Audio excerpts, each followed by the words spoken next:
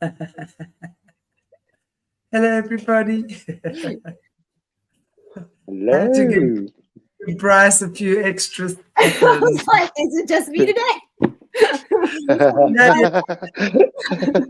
You're looking so pretty in your glasses, honey. Oh God, Really? Lord have mercy. I never wear glasses, but I've been so congested and I'm gonna have to read a screen today. And I was like, I'm 40 now. I've just got to accept it. I'm 40 years old.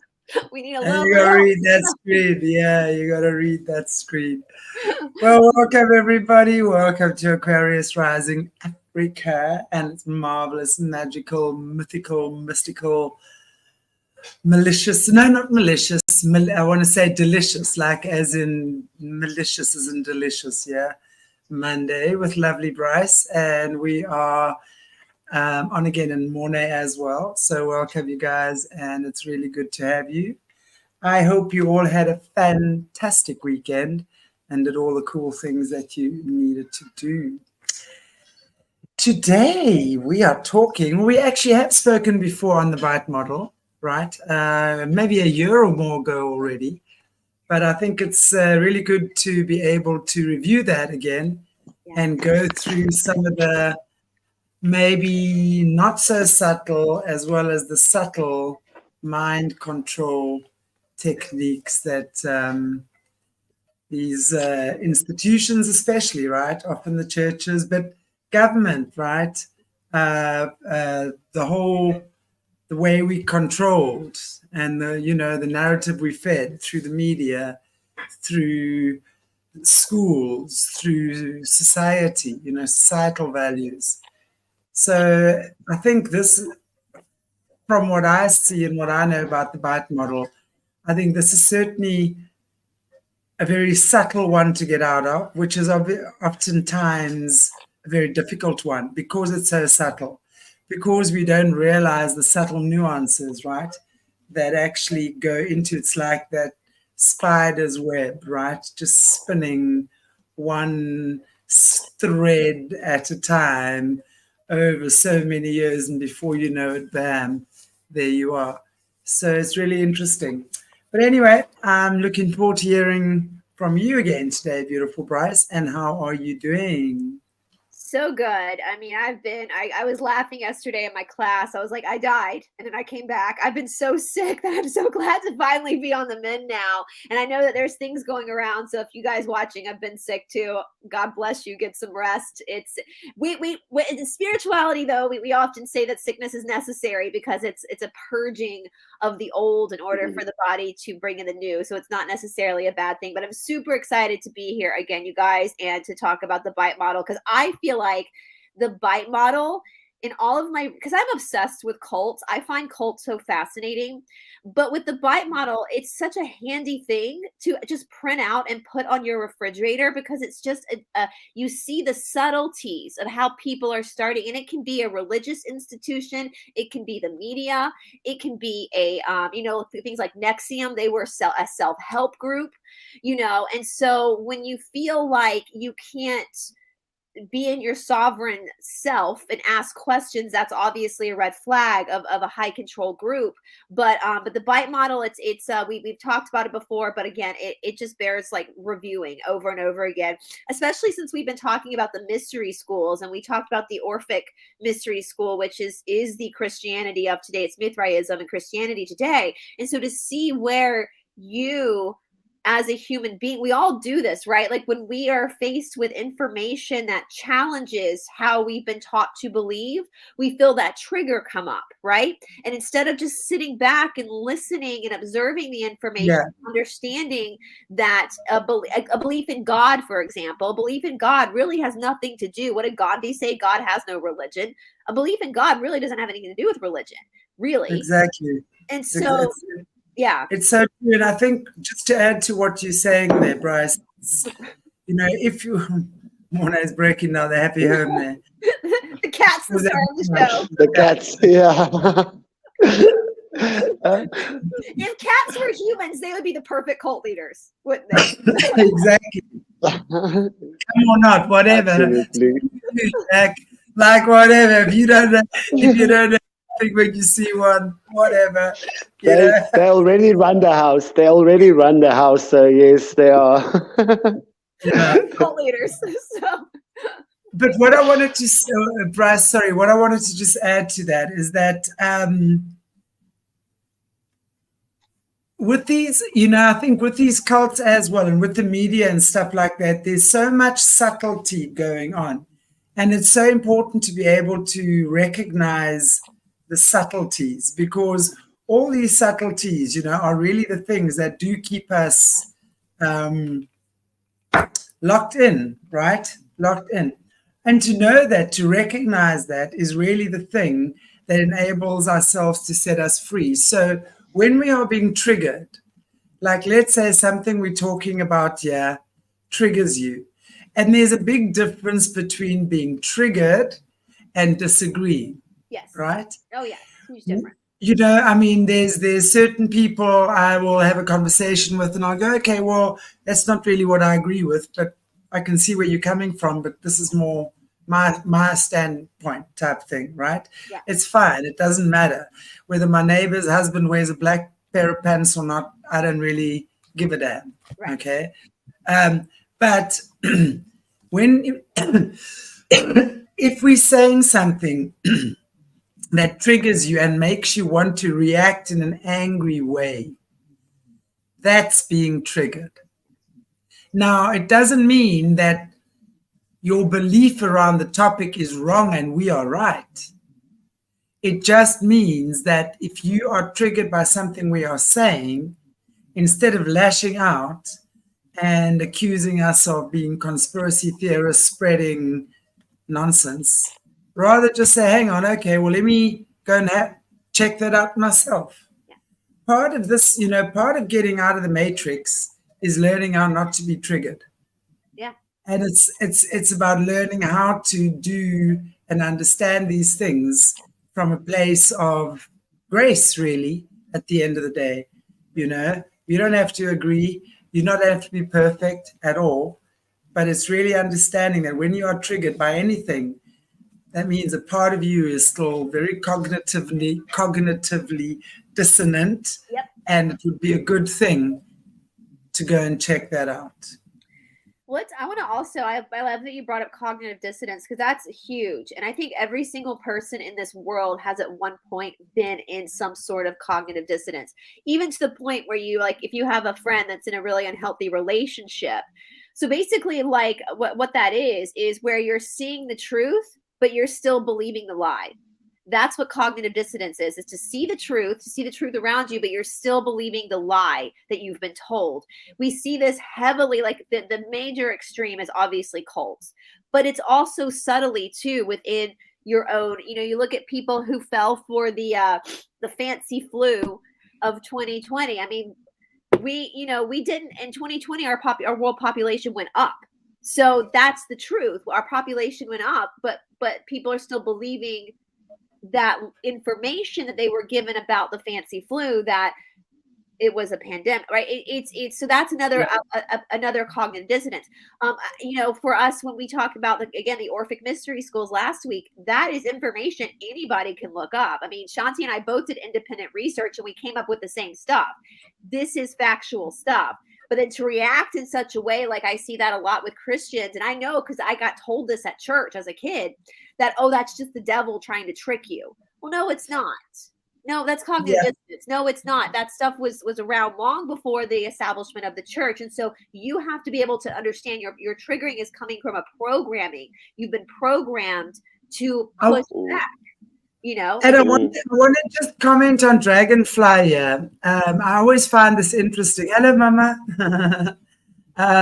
She says, my triggers are usually in defense of others' rights. Any trigger, for starters, I want to just say is not a good thing. So when we feel like we're triggered because someone else is maybe weaker than us or defenseless or doesn't have a voice or whatever, absolutely. And I can tell you, I put my hand up to that many a day as well. Anyone who knows me well enough will know I certainly have those triggers too. But if we think about it this way, what are we really saying when we feel like we have to defend someone else's rights as opposed to stand up for someone or something?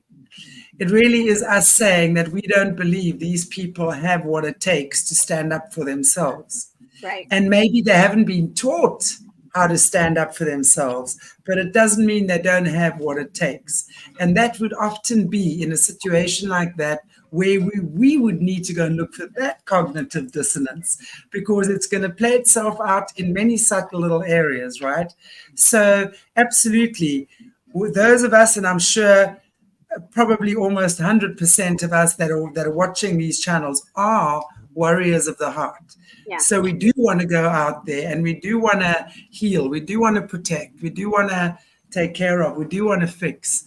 But it's so important that when we realize we've got a trigger, let's say even in something as, and that's an honorable trigger. I'm going to call that an honorable trigger, right? You want to fight for the rights of others. But let's think about it like this. If you were cool with whatever and understood these things in a strong way, that these people don't need you to be angry for them. They need you to be connected and strong and in tune for them, because that's the example that you want to be for someone else. Someone who understands how to make that trigger work in your favor. And I lecture myself here as well, because I certainly have triggers as well. But I think it's a very good thing to understand that no trigger is a good thing. Anger, well, it is a good thing, but depending on where you're pointing it to, or the gun.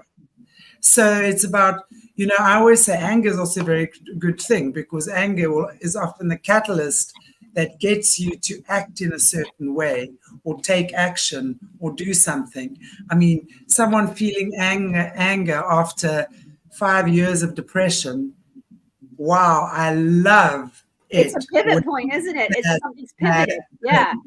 Because it tells me that person is starting to feel again, right? Yeah. So not everything is bad. Everything is good in its own way. Just how we choose to use that. Everyone is powerful in their own right. And sometimes they need strong leaders to bring that out in them. And anger and reaction is not what does that.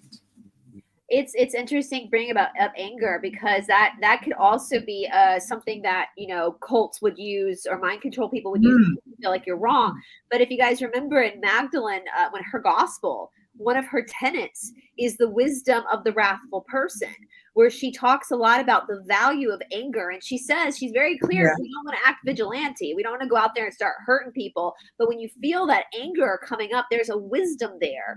And that's what pivot change and responsible change. It's like, for me, when I hear about the crimes of the church, it really makes me angry. So how does that pivot me in my life? That pivots me to do more research into where these ideas come from, so that we can have positive change and free ourselves to have this incredible relationship with God that's not mandated by a nefarious group.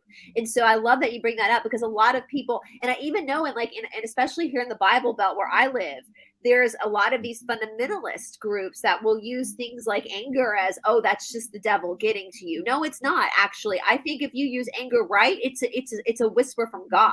Like, this Absolutely. is it, and so it's I mean, anything that is ongoing and in a stuck state, right? I mean, when we eat chocolate right now, 2 pieces of chocolate is delicious. Like, wow, it's like, but is 2 bars of chocolate going to be as good? No, of course not. So anything in moderation, right? So if we get stuck in our anger, that's when it becomes rage and an inferno within you. And that really means you haven't understood what your anger is about. So, anger in itself is a mask for fear and pain, as I always say. But when anger comes up and you feel it, you have the power within you to direct it in a certain course. You have, and although it doesn't always feel that way, but you have the power to say, you know what, I'm so sick and tired of being governed by a corrupt police force in my community. I'm going to do something about that now. And very often it comes at the end. You know, us human beings are prone. I mean, we just look at the world where it is right now. Isn't it interesting that we as humans will leave things until the very end, until we just can't leave it anymore, and then we'll wake up. I mean, we're going to make the best of our sleep, right? We're going to sleep until we just don't have another second to spare anymore, and then we're going to get up. It's the same thing now. And anger or frustration or something negative will often be the thing that cracks that wall. And hopefully we have enough wisdom to drive that anger into a positive direction, because negative anger in its negative, well, continued, is a very destructive thing. And that's where the problem is. Yeah, that I love that. And we see it too. I was thinking about, we see a lot of these quirks with the bite model in a quote unquote truther, which I hate that term, but the truther community, we see that as well. I was thinking about the other day, there's this huge belief that like John F. Kennedy Jr. and Princess Diana are alive, but we have no proof of that. Like we are just, and so, but if you question that in a lot of these groups, these truther groups, you get banned because you're questioning whether that this is truly a truth or not. And that's another thing, and that can cause that anger to develop when you're actually just asking a question. And so this is so important, because if you're in a healthy group, of people, you're going to be able to ask questions. You're going to be able to experience your own thoughts without being, like Shanti said, there's a difference between having a disagreement and opinion and then actual censorship and actual like banning of a dissent, of a different opinion. I saw in a group once, there's this whole theory that Melania Trump is actually a Romanoff and she's coming from Anastasia. And somebody actually in this group had done like intense research into her family line and said, this is just not true. There's no proof. And that girl got kicked out of the Truther Telegram group because she basically said, I've researched this. It doesn't seem to be true. And so we're seeing this type of control everywhere. It's not just in the normie world. It's not just in the religions. It's in our communities as well, And so if we're, and as Shanti says, I love that. If we're going to break free of the matrix, then we've really got to break free of the matrix. And you brought this up last week about how the light and the dark side are two sides of the same coin. The truther side is just the opposite side of the same coin as the cabal. It's the same coin. Right? It's just, and my boyfriend says that a lot because he's been awake for a very long time. And he says people, when they first wake up, will do anything to go back to sleep. And so a lot of people will wake up to the truth of these and all that kind of stuff, but then they want to be rocked back to sleep with junk conspiracy. Yeah.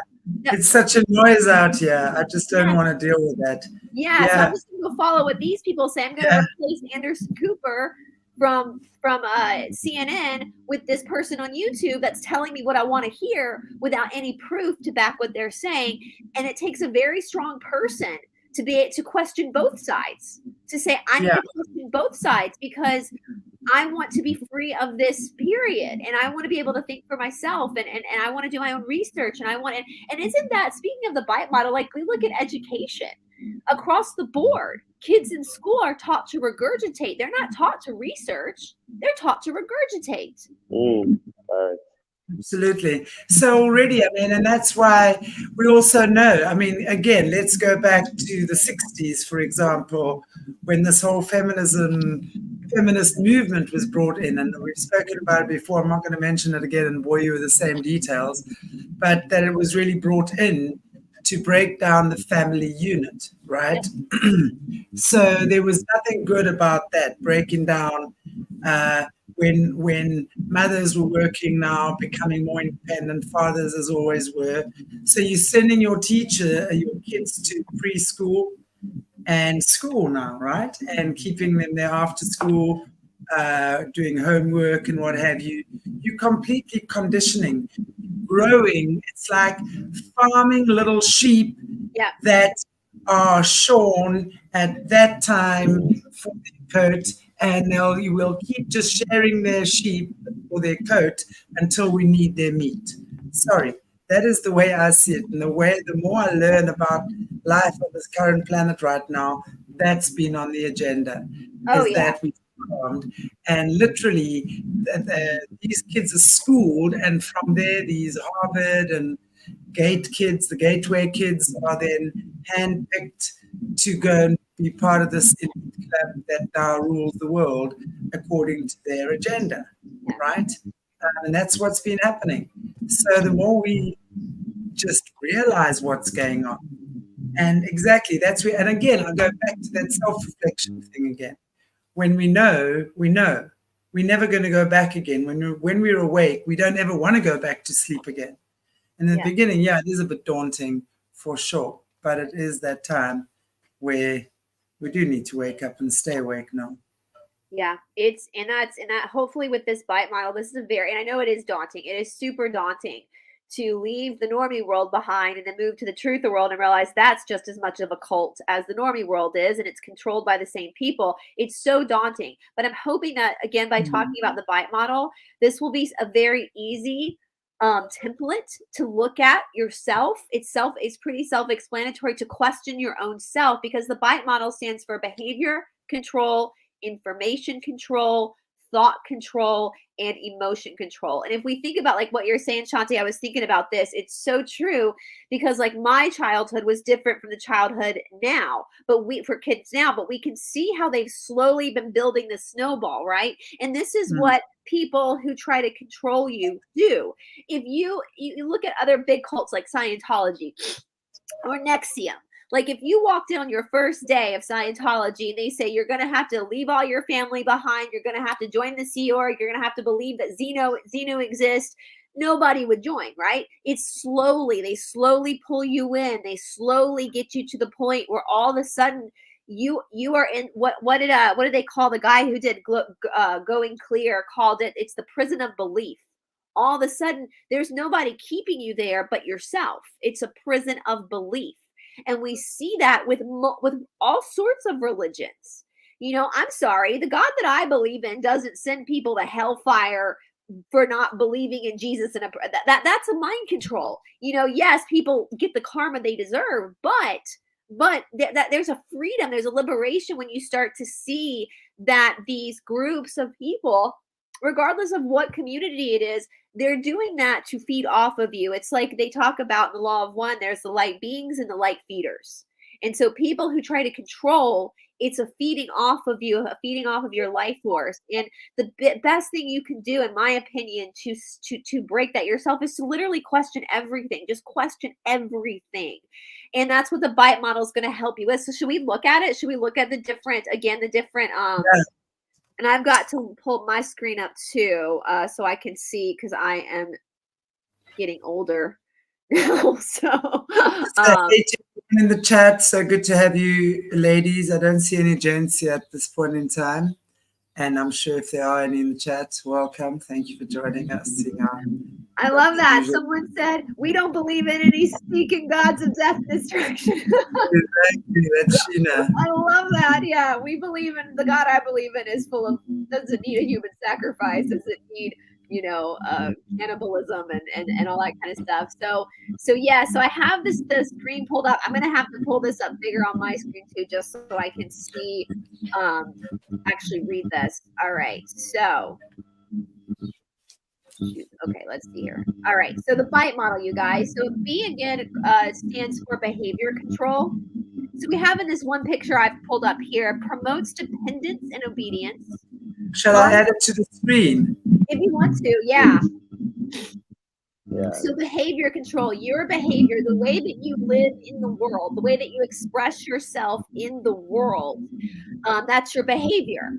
And so the first is, again, under behavior control, is promotes dependence and obedience, modify behavior with rewards and punishment, dictates where and with whom you live, restricts or controls sexuality. We see that big time in the Christian church with the purity culture, controls clothing and hairstyle, regulates what and how much you eat and drink, deprive you of 7 to 9 hours of sleep, exploit. But hang on, I think you must click on the thing. What are we looking at? Oh, here, okay, let me, hold on one second. Let me sign out here so I can pull it up better for you guys. Oops. Who's got noise in the background? Is that you, Brice? Someone's talking in the background. No, it's just me. It's quiet otherwise. Mona, have you got? I don't hear anybody. Okay, no. It's the powers that be. They don't want us talking about. Do you want me to mute myself for a second, Shanti? Do you want to read off the behavior model? Okay, hang on, I think you must read that with your glasses because I can't see so well from my side. You're the one with glasses today. I'll bring my next week, I promise.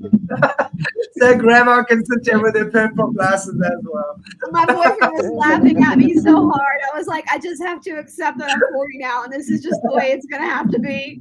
All right, so I made that a little bit bigger, you guys, so you guys can see this. Now, again, if you, for your own research at home, if you just Google bite model, you're going to pull up. I mean, there's going to be so many different graphs. This is a wonderful thing. The guy who created this is a guy named Dr. Stephen Hassan, and I'm not a huge fan of him. There's some beliefs that he has that I don't really agree with, but I love his bite model. And so I use this. So promotes dependence and obedience, modifies behaviors with rewards and punishments, dictate where and with whom you live, restricts or controls sexuality, controls clothing and hairstyle, regulates how much you eat and drink, deprives you of 7 to 9 hours of sleep, exploits you financially, restricts leisure time and activities, and requires you to seek permission for major decisions. Now, with these different sections like behavior control, now you don't have to meet every single one of them to be in a mind control situation. I want to make that clear. So with the more subtle aspects of mind control, like with online stuff or like the truther community or any type of like self-help group online, if it's an online thing, obviously no one's there to dictate to you what you eat and drink and how much sleep you get, right? And the sleep is a big thing too. That we see that a lot with organizations where they deprive people of sleep. And they make it seem like, for the cause, for whatever you're fighting for, the us versus them, right? That you need to just work. Well, obviously, when we get into a situation where we're not getting enough sleep, it's going to do things to your mind. It's going to you're not going to be thinking in a logical way. And so that's a huge thing. And I talk a lot about with my friend Kelly Teal, who survived NXIVM, that even though I've been in relationships, because this can also be in a narcissistic relationship, which is a cult of one, where you have a partner that's doing this to you too. And I told my friend Kelly, I've been very lucky because I have always had really good teachers. And even though in the Ashtanga lineage, we're up at like 3:30 in the morning to practice, my teacher wants us in bed by like 7 o'clock. Like he gets mad at us if we don't go to bed super early because he wants to make sure we're getting enough sleep. And so that's a really good sign that someone's not trying to mess with your senses. I know in the Sea Org and Scientology, a lot of times these kids live on like 3 hours of sleep. I say kids, they're adults, but they're living on 3 hours of sleep. And so that's really going to mess with your mind and your ability to rationally think. And so that's done very much on purpose. I would say that would probably be one of the first things that they do, because if I'm just looking at the behavior control, the first section of this thing. Do I still need to have this thing on the screen here, by the way, before It's up to you. Okay. We can talk about behavior control for a while before we move to information control if you want to take it down. Yeah. Yeah, it's just really because the first thing obviously they have to do is make people dependent on them, right? So they've got to find their subtle ways in which to do that. So it becomes this whole process.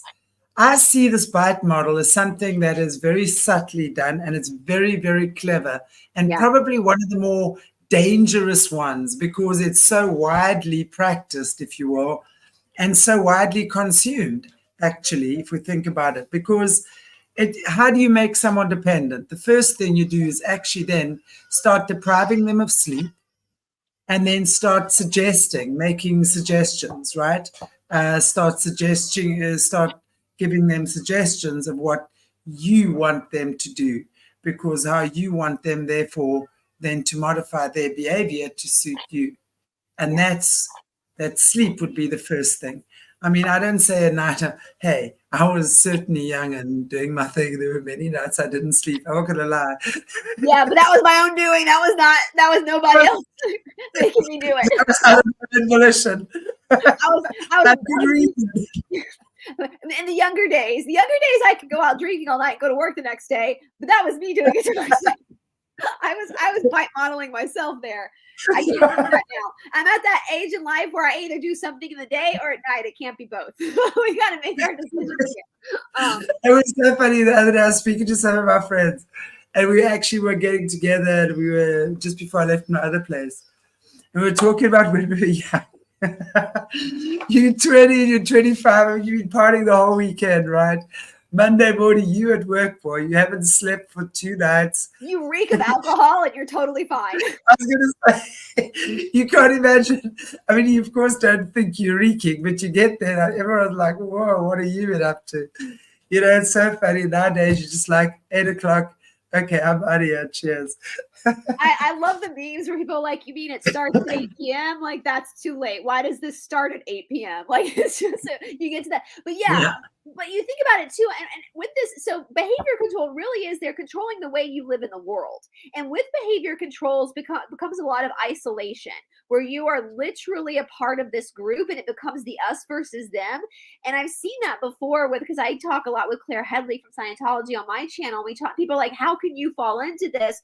How is this so not clear? But when you're in that situation and if you're born into a cult, if all your friends and family are there, you're not only being forced by the leaders to adapt this new behavior style, but it's also coming from your friends and family too, because they're also trapped in this prison of belief too. And the food as well. We see that a lot with high control groups where they want to I know in a lot of the fundamentalist groups here in the United States for the Christians, I've heard stories of like where the man's the head of the house, and so the man controls what the woman eats. I'm sorry, that would not fly in my house. I would be breaking up with my boyfriend if he tried to do that. But you know, that becomes a force of control too, when you deprive people of food, when you deprive them of water, of basic necessities that they need to survive, and all of a sudden that starts to be taken away.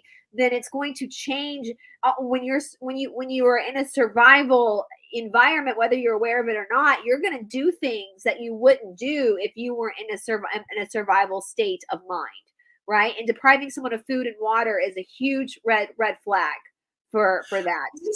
I was watching now. You and I, we were just chatting about Teal Swan just before we started, and apparently, I was just interested that that someone was comparing the way she does things versus the bite model. So how she actually uses the bite.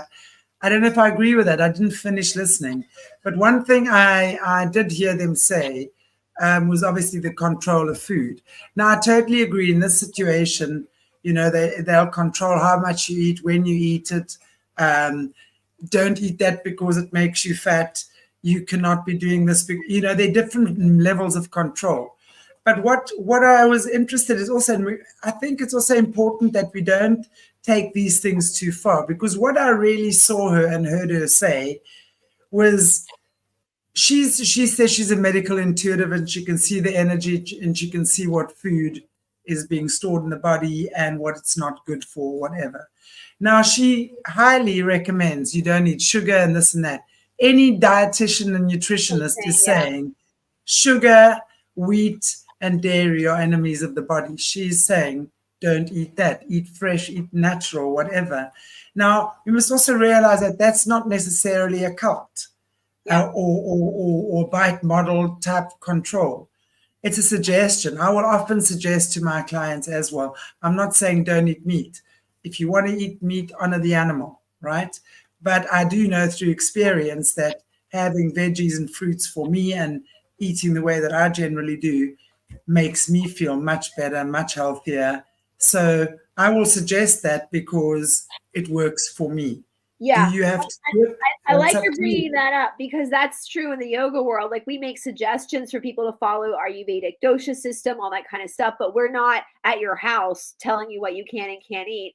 And I think that's the big difference, is when you're in an organization where it's a suggestion and you're asking for that help, you're saying, hey, I'm noticing that maybe because when you get into a spiritual practice, you do start to notice more subtle body responses. So you start to notice more things. Your relationship with food changes naturally anyway, because you're noticing more about how your body's reacting to certain foods.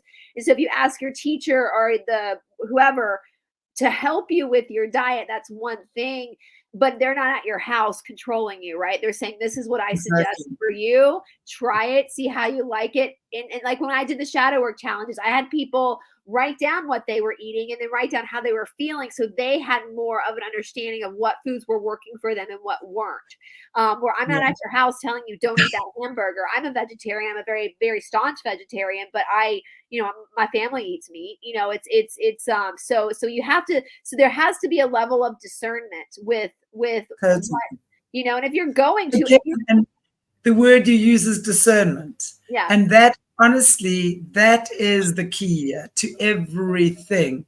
Discern who is telling the truth. If you feel you need to watch YouTube channels and whatever's going on, it's up to you to be discerning. Discern what foods work for you. Discern what foods don't work for you. Discern which people are good in your life. Discern which aren't. So it really is. And that comes through, honestly, doing the inner work. The more you get to know yourself, the more you automatically start trusting yourself. You don't have to go on any workshops to learn how to trust, because trust then becomes something natural, because you trust yourself, you trust your intuition, and then you trust your actions that you take. You trust where you're going from here. You start, and then life just starts becoming a different experience, because now you automatically have discernment. When you trust, you have discernment. Right?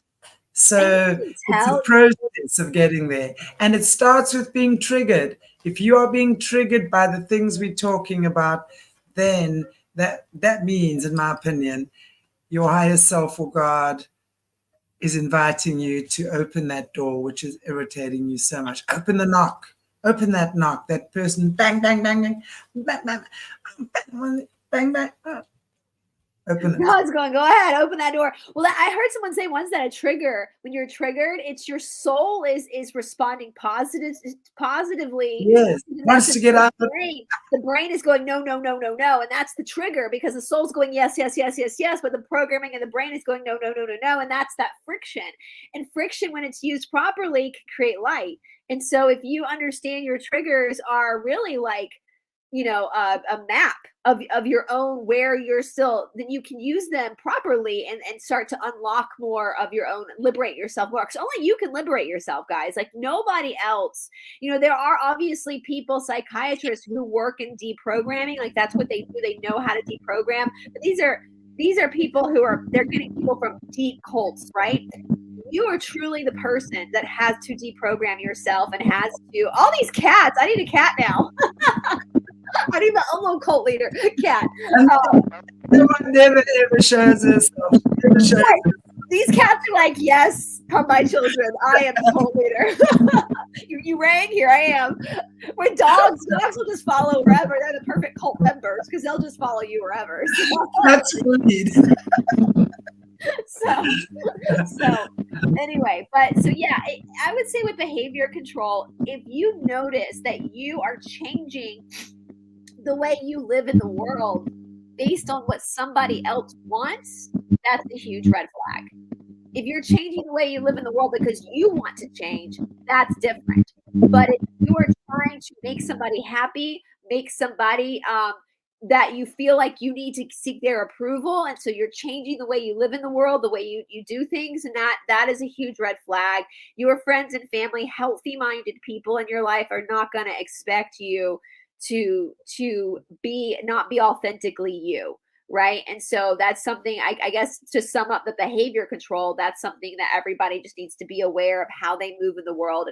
And there's different things, like we say with abusive people, you feel like you're walking on eggshells, right? Like those people in your life that you feel like you have to walk on eggshells around, that is you modifying your behavior in order to seek somebody else's approval outside of yourself. And that is a huge red flag for Exactly. a toxic relationship and potential mind control. So should we move on to information control? Yeah.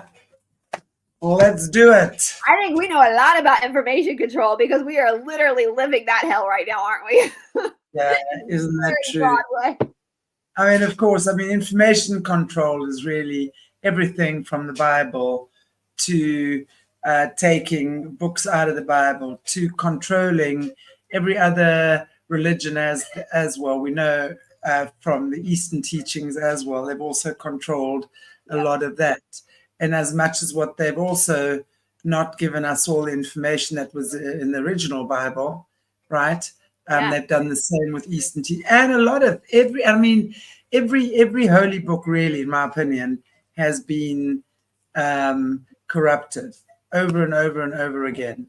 And we look at not just the Bible, but we're looking at our history, the information that we've been given in terms of the history. I mean, oh gosh, the history I was taught about my country was like how brave and heroic us white folk were, and how we were hunted and slaughtered by the wild African tribes.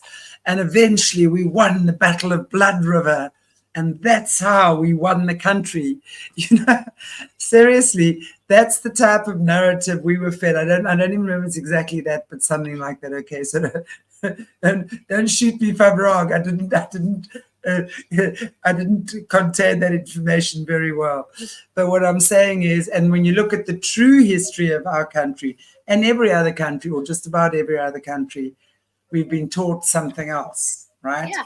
So and now not just with that, the leader, the media, the elites. And we know how many times they lie about their birth dates and their who they come from, right? All of that is just control. So they will give information that suits their narrative in the way that they do it, and it's very, very expertly done. Well, it's even we talk a lot about censorship, and I see this in the truther community a lot, where everyone's all pissed that they're getting banned from Facebook and Twitter for sharing information about the zapper-dee-doo-dah, but then they get so upset when you bring up the missing books of the Bible, and it's like you are either for censorship or you're not. If you only want things censored that you don't want out there, then you are just as guilty as the cabal. Right? You have to, if you are anti-censorship, then you have to be anti-censorship with everything. And we see that. I have so many people email me, they won't even look at the missing books of the Bible because they've been so programmed to believe if they even look at these books, they're going to go straight to hell. I'm sorry. That's programming. That's mind control, right? There's nothing bad in these books. And you need to trust yourself and trust that God that you believe in would never condemn you to hell for reading something. Like, that's ridiculous. But that's that cognitive dissonance, right? So we see this with all sorts of religions. We saw this big time last week with the Orphic Mystery Schools, which basically the Bible, that the canonized Bible is basically the Orphic Mystery School Bible. And the over 700 books that are missing tell a very different story. You know, a much better story of self-work and self-worth and liberation as far as your own being your own sovereign person. And so, yeah, the information control, I mean, that's what I was saying earlier with education. Like, kids today, you know, they're taught to regurgitate. They're not taught to think. They're not taught to challenge. And that's, you know, we see these signs like, don't question the science. And I'm like, what the fuck? Because that's what science is. Science is always questioning itself. That's what science is. Science questions itself. Exactly.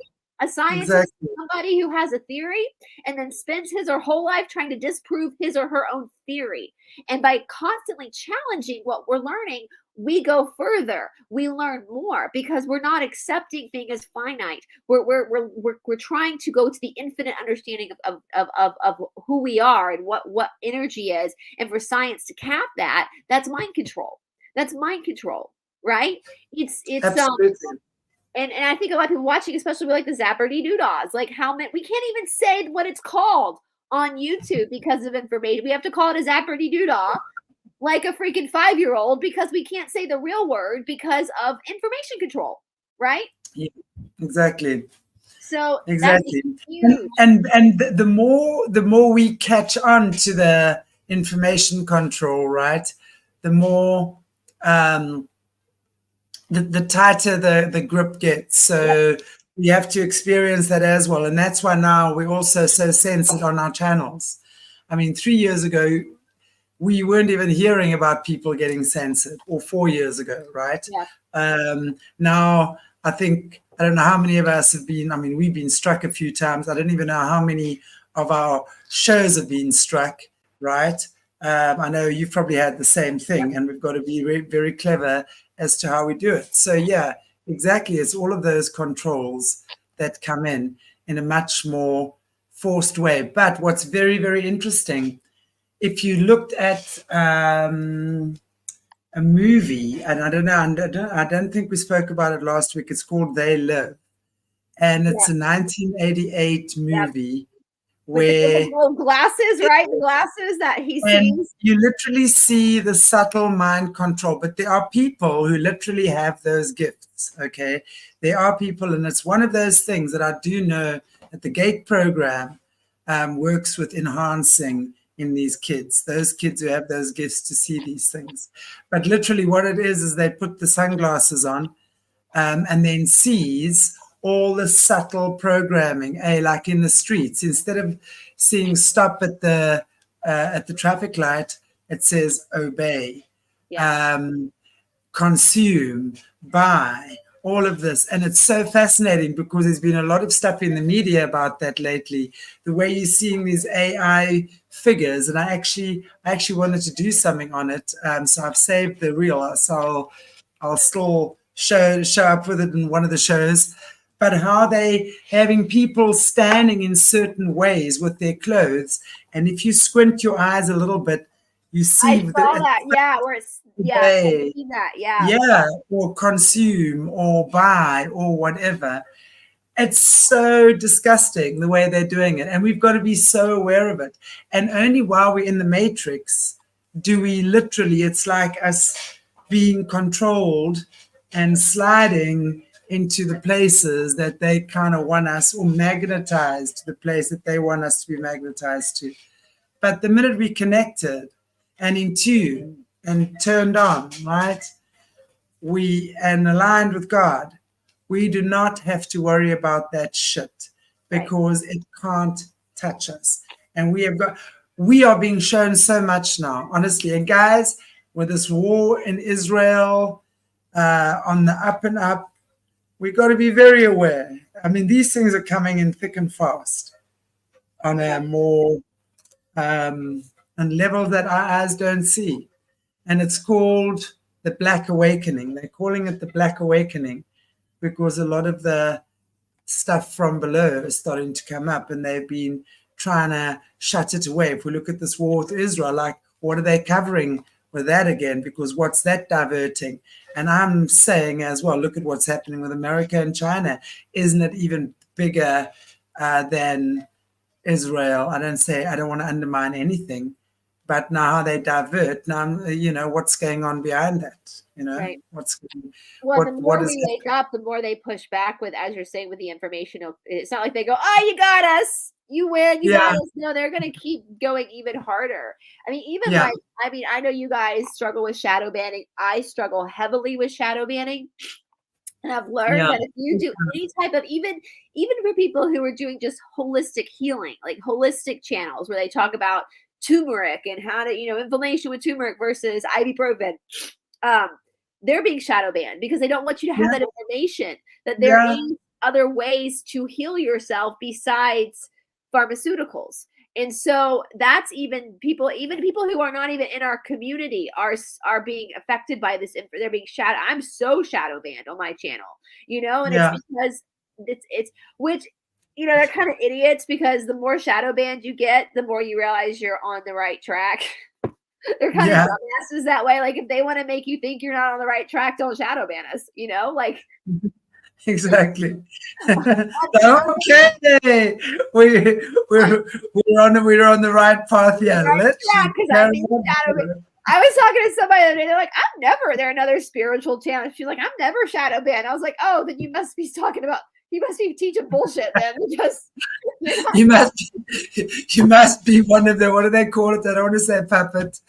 an activist. You must be an activist. There's so many popcorn spirituality channels where I'm like, you're not channeling anybody. This is your imagination, you know? And they're like, I'm never shadow banned. And I'm like, that's because you're just talking out of your ass. Like, controllers aren't concerned about you because you're talking about an imaginary friend you have at 50 years old. It's not some spirit. You know, those of us that have actually done the work and are sharing actual text, we're the ones that get shadow banned because the cabal's like, oh shit. Like they actually, you know, so if you're not being shadow banned, then you might be on the wrong path. Like, I mean, exactly. So you are shadow banned. Congratulations. And by the way, having laughs and chuckles like this is what keeps us at a high vibration. I know, right? So, I find it hysterical. I'm like, well, obviously I'm very smart. Obviously I am super smart because they have shadow banned the shit out of me. So well, you're looking super smart, super sassy, and super sexy, Brice, with your sassy specs on today. So my yeah, nose and I'm so congested. I can't see for shit, so I gotta put glasses on. Super sassy, yes. Super sassy. No, nothing scares them more than a couple of broads that love being girls and are girly and want to tell the truth at the same time. We're not born boys. No, we're not born boys. We are very. What do the kids call it? I'm very cisgendered. Is that what the kids call it these days? Yeah, I got a womb. I get a period. Trust me, I get a period once a month. It's quite brutal. I've had it since I was like 12. If you want to send me your address, and I'll tell you my used tampons. No. Anyway, but yes. Well, isn't that mind control too? Like even looking at the whole gender dysphoria, whatever it's called. Like when I was a kid, a boy was a boy and a girl was a girl. And if you were gay, you were gay. And if you were straight, you were straight, right? Like that's how it was. And now there's so much mind control around like pronouns and all these things. That's all mind control. You know, that's all trying to, live in a deranged world where the truth isn't the truth. And that is the basis of mind control, is where the truth is being exploited. The truth is not the truth, right? That's any type of mind control is going to be coming from that place of not sharing truth, but sharing the narrative that the group or the person or the entity wants you to believe. And you control your mind, and that's. I know we're running low on time, but I guess, do you want to keep going? Yeah, let's keep going for a few minutes longer, babe. We really. Because I won't be here next week. I'll be. Yeah, I was gonna say Brice is not here next week. Not next week. So she's gallivanting again and doing dodgy. I'm going to where the sun shines for dodgy again, aren't you? Listen, I will say Florida, the Florida is the state in the United States that we all made fun of as kids because it looks like a penis hanging off the United States. And like we always made fun of it. It was like the Wild West. But now Florida has turned into the MVP of the United States because they don't do any mind control. Listen, in Florida, my boyfriend's dad told me that if you want to mow your lawn butt-ass naked on your property, dick swinging, whatever, no one can stop you because it's your property. That's how little of a cult Florida is. They're like, it's his property. If he wants to mow his lawn naked, he can. So... Don't worry about my eyes. I'll just look somewhere else. I mean, I did not need that first thing on the Saturday morning, but thank you so much. Yes, it's and you see that in Florida. Last time we were in Florida, we were sitting on the road and we were at a stoplight, and the dudes next to us had a beer in his hand, like was drinking a freaking Budweiser at the stoplight, like just whatever, man. I'm like, man, there's just so not control in this state. They're like, you do you, boo. It's the land of the free. You do you. But anyway, so we have behavior control, information control. The T is thought control. So this is where we get to that prison of belief, which is your own mind. And that's something to think about. That's something that I think about a lot and reflecting on my own life. Where have I kept myself imprisoned by my own thoughts? And if you think about that, you go back and look at your life, you can find many instances where you were literally in your own prison through your own thought. Now, of course, it gets that way through this high controlled organizations. Let me look at this quickly. But, thought control would be instilling black versus white, us versus them, good versus evil thinking, changing your identity, possibly even your name, using loaded language and clicks to stop complex thought, or cliches. Sorry, guys, this is where I wear my glasses today because I have to be close to the screen. Clicks, like Clicks, clicks. like, what is that word? I can't see it. Cliches to stop.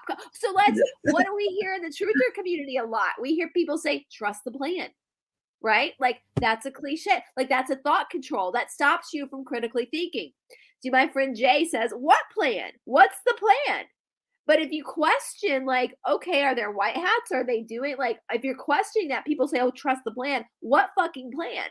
That's a thought control that stops you from critically thinking. I don't actually think there are any white hats out there. I think it's black hats and gray hats.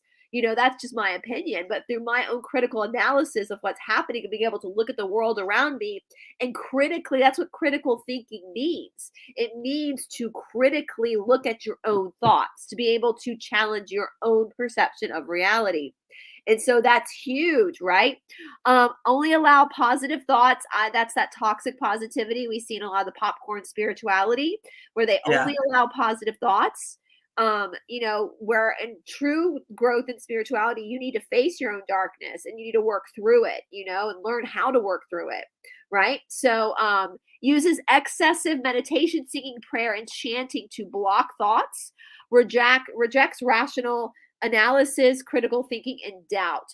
And so if we're looking at like more subtle stuff, like on these Telegram groups or these online groups, if you feel like you are having to spend your time on Telegram or on YouTube, that is a behavior control and a thought control, because it's not giving you that separation to put the phone down for a minute to actually reflect on what you're being told and actually maybe challenge what you're being told.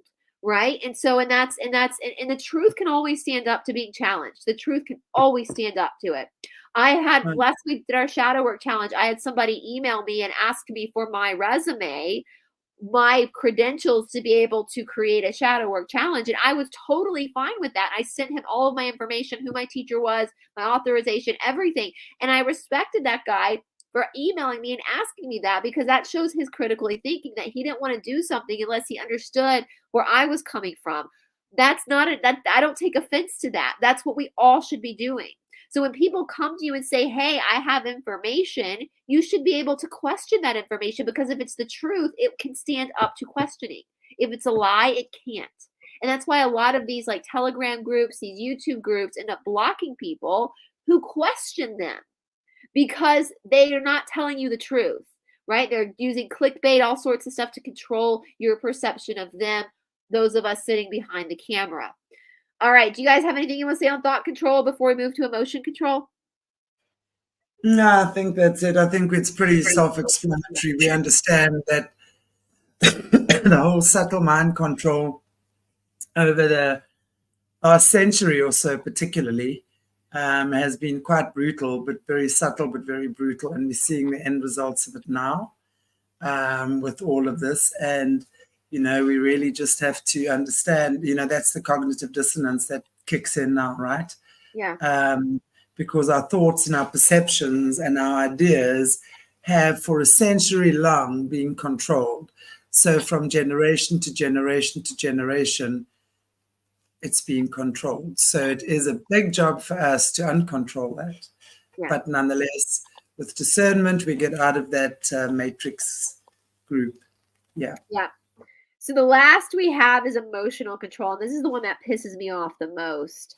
It instills irrational fears or phobias of questioning or leaving the group, labels some emotions as evil, worldly, sinful, or wrong, teaches emotion stopping techniques to prevent anger and homesickness, promotes feelings of guilt, shame, and unworthiness, shower you with praise and attention, love bombing, threatens your friends and family, shuns you if you disobey or disbelieve, teach that there is no happiness or peace outside of the group. And that's really what pisses me off the most. Guys, love bombing. We should probably do a show just on what love bombing is, because we see this a lot. Love bombing is When you understand what love bombing is and you feel someone doing it to you, they look like clowns, honestly. Like when someone tries to love bomb me now, I feel like you look like a fucking clown.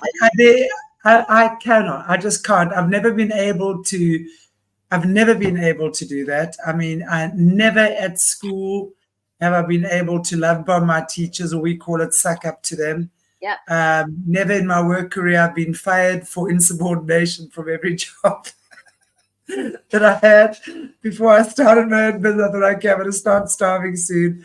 Let me quickly start working for myself. I love it. So it's like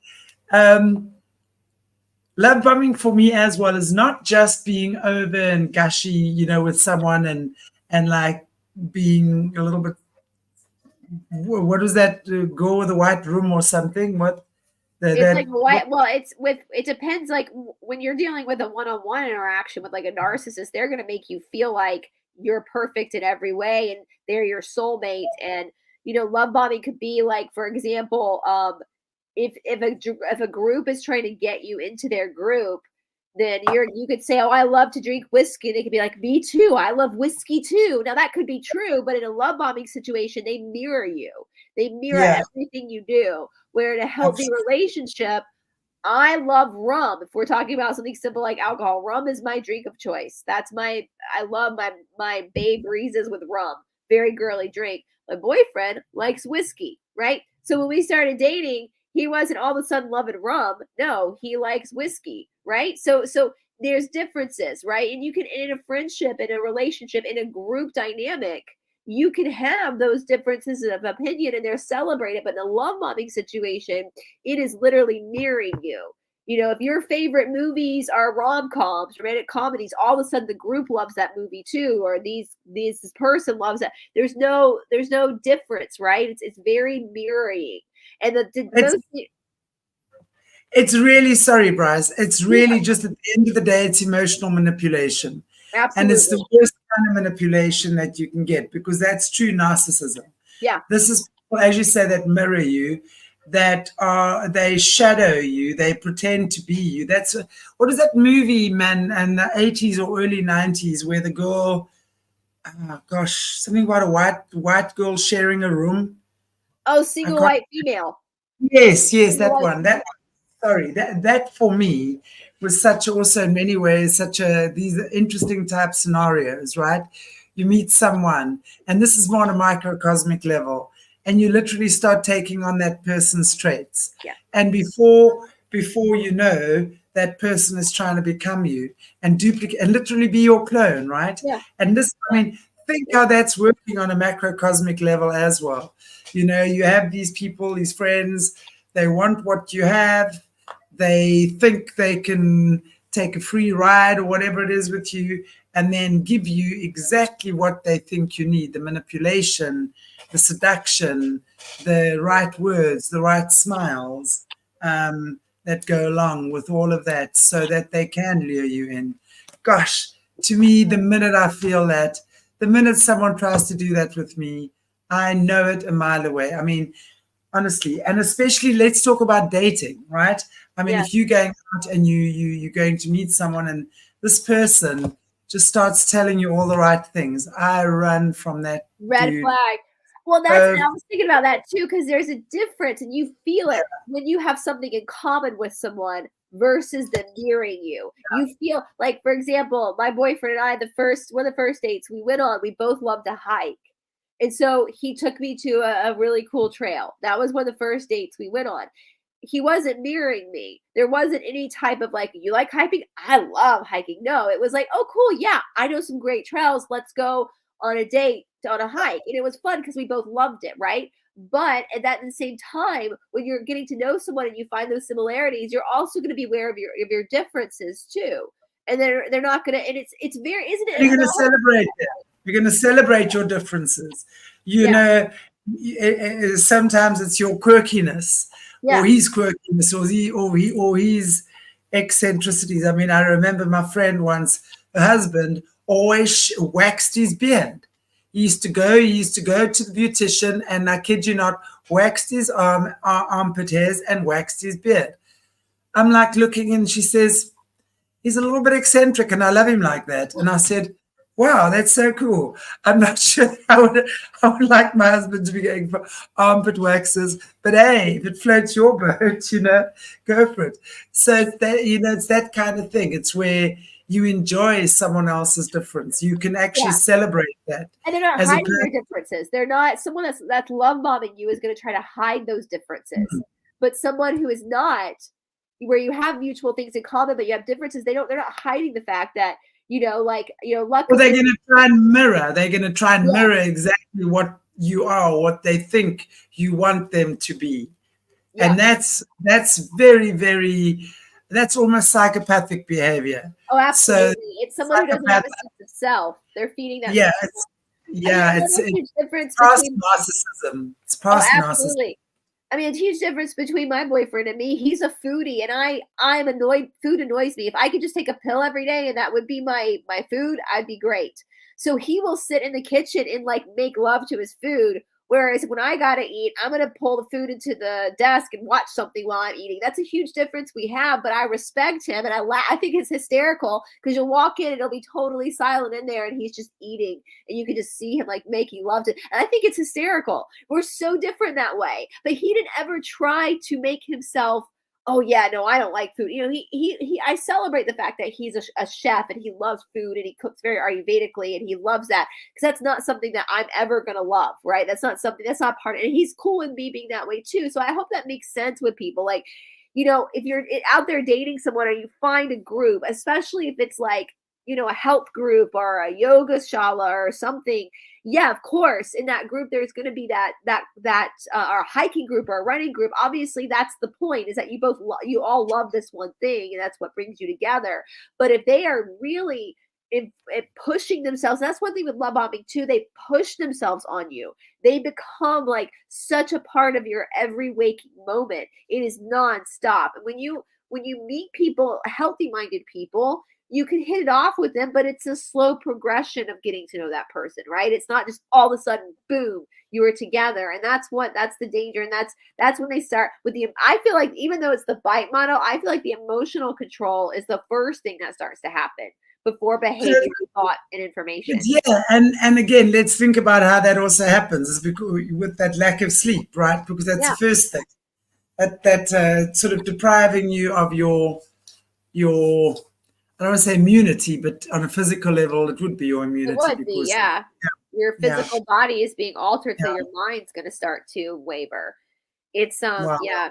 And even the whole, you can't question the group that's part of the emotional control. Listen, if you're with healthy people, if you're around healthy-minded individuals, again, you can bring up your questions. You can say, hey, listen, this feels kind of weird. And people might laugh at you or be like, that's ridiculous, but they're not going to disbar you or remove you from the group, right? It's not, healthy-minded people are not going to cut you off like that because you. Another big one is obviously financial exploitation as well.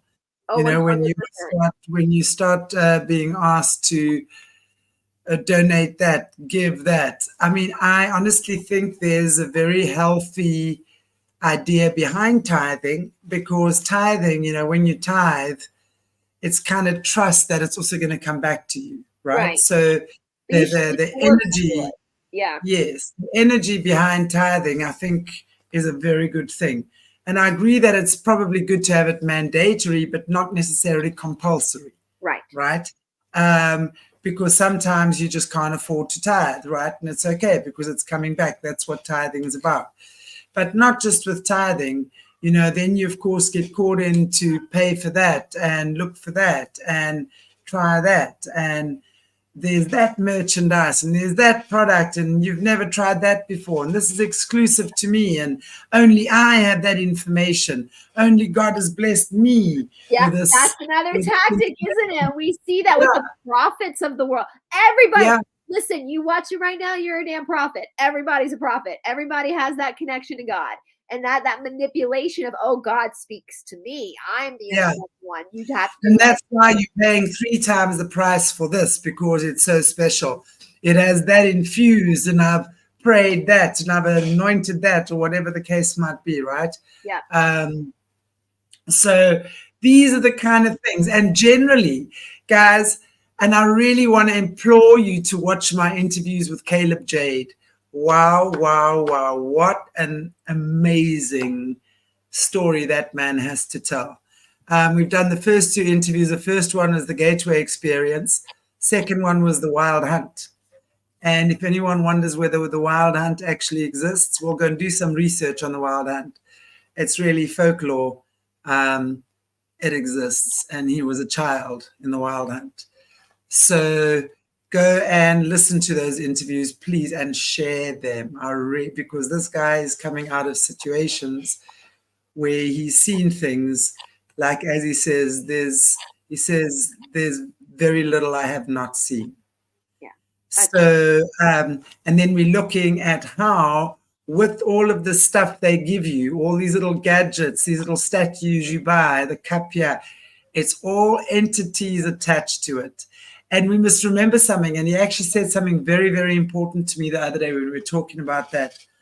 He said, remember, he says, I'm not being a religious freak, right? Or it's not about religion. He says, but there is definitely something like divination and control through divination when you're playing in the lower level magic with the sea, right? So, but you must remember, if there's a book that was sent to you, or a book or a gift or a crystal or whatever that was sent to you, and it's got something attached to it, that spirit that's attached to it, its only job is to look after that book. It ain't going anywhere. So if you have had someone spellcast you, maybe not like consciously, or it could be a familial thing or whatever, there's books or things that have entities attached to them. I think it's a bit like Harry Potter. In fact, it's exactly like Harry Potter, where everything has an entity or a spirit that looks after that thing. And those things can wreak havoc if you haven't understood what it's about. And only when you can let it go, release it, know what it's about, or even sometimes get rid of it. And I'm certainly not a big one for that. But these are the things they work with. And when we're not aware of it, we don't have the eyes to see it. And when we don't have the eyes to see it, we don't have the knowledge. So lots of very incredible information. So again, that thought control. And these funny Mormon books and things, or these heavy religious books and things, don't think there's not spiritual entities attached to that stuff either. Oh, Joseph Smith was a freaking child rapist. I mean, I love my Mormon friends. I think Mormons are some of the coolest people. They're the kindest people, but that is a huge manipulation of. Yeah. I mean, I feel sorry for them. The Mormon Church has been, I think, from what I understand, classified as a cult for sure. And it is. The Mormons are one of the 5 pillars of the Illuminati.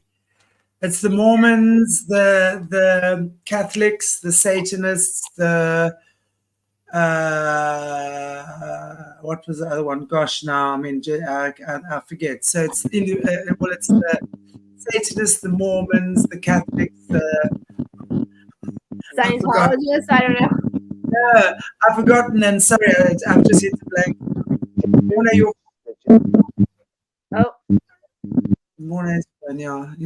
Yeah.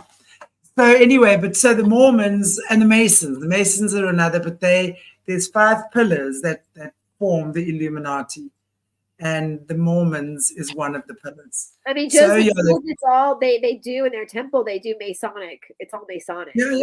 Yeah. Well, one of the women I interviewed, a woman called Asia Rain, and you guys might want to go and watch her interview as well. It's from a couple of months ago. She was trafficked by the Mormon Church, and that guy that you talk about, he was one of her abusers as well. Yeah. So stuff about the Mormon Church is coming out now. Yeah. It's awful. Yeah. Love my Mormon friends. I think Mormon people are great people, but I can't imagine I watched, there's a great podcast called Mormon Stories by Dr. Don Delaney, and he's an ex-Mormon, and he has people come on. They do very long format interviews. It is unbelievable to hear some of these stories coming from the Mormon Church. It is truly heartbreaking and not shocking if you've been on this journey for a while, not shocking, but But yeah, they've done a lot into Joseph Smith and his background and the truth about Joseph Smith, and it's pretty unbelievable. Just the trauma, especially towards women in the Mormon church is not very nice to women. So Yeah. you know, Yeah. well, anyway, it's what a planet we decided to incarnate on. We must have been real bored. We decided to come back here. So like, what the hell is going on there? I'm coming down. I saw this Insta story. It was hysterical. And it was like me as a spirit talking to my girlfriend before deciding, like, hey, girl, so Earth has a couple of spaces open. Should we go? Apparently, like, it's kind of wild. Like, apparently you forget who you are and then, like, you go on this journey, but don't worry, then you remember. But should we sign up and do it? Like, should we try that? Like, it was hysterical. This whole, like, spirit deciding to, hey, girl, I'll do it if you do it. If you sign up, I'll sign up. You know? Come, let's go play together. Like, yeah. Hey, Shante. Hey, Morty. Have you heard of this Earth thing?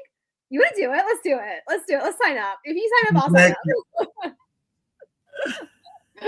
Lovely. Well, everybody, I want to say thank you for joining us today. And I hope you take a bite out of today's bite-sized chunks bite model. And, just realize more and more. All of us, I mean, even look at this and, financial control. Do they? Yeah, of course. I have a bank account and I have a credit card. And, of course, the bank has me under their control, right? So, and it's up to us to get out of that matrix, It's they've created it. And what are we going to do to reverse out of that? So hopefully the more we listen to shows like this and we have these types of conversations and the more amazing guests and disclosures, whistleblowers that step forward, the more we get to understand what these things are about. So, yay. I want to hear from our guests too. Like, I want you guys to look at the bite model for yourself and, like, let us know if there's something that jumps out at you that you're like, whoa, that's really, dots are connecting. So, because it's such a great, I promote putting it on your refrigerator, like print it off and put it on your refrigerator just so you're reminded every day of these sly ways that all sorts of people and organizations try to control you. When we see it again, the war machine's really revving itself up. We see what's going on in the world right now, and really prayers to everyone. I mean, it's a scary time. Yeah. What's going on? I mean, I don't know if you saw the pictures of that young German girl in Israel that, oh gosh, she was young, in her early 20s, there on a peace mission of sorts.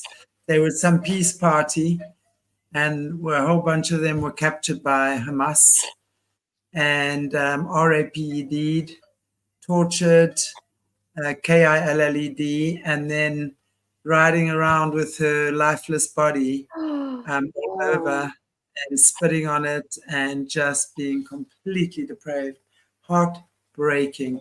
So this is what we're dealing with now. This is the type of monstrosity that's happening on our planet. So let's pray for everyone. Let's pray for a family. Let's pray, just for the world right now. We could do with the peace. Okay, everybody. God bless you all. Thank you again. Wait, now let me find I've got to find my way out of here. Okay. Bye, guys. Like, share, subscribe.